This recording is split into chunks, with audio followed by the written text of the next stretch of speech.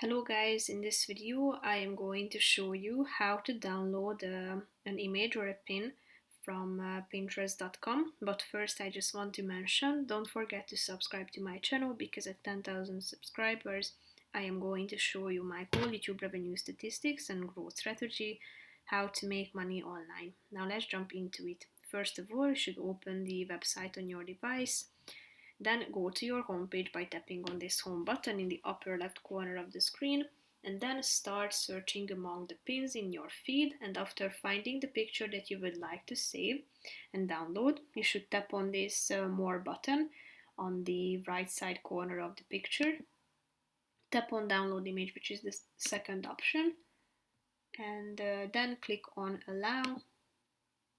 Tap on this download button in the upper right corner of the screen, and then select the image, and here you can find the image downloaded.